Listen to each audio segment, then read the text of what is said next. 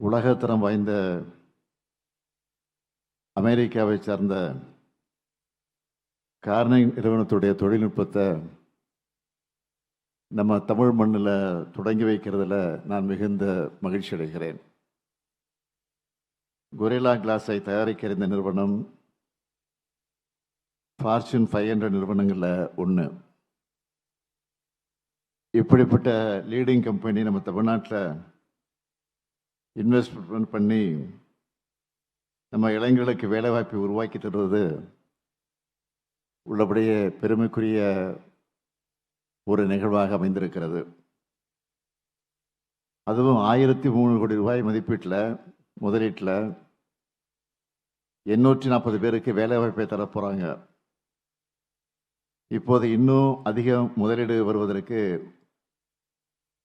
உறுதி செய்து கொடுத்திருக்கிறார்கள்.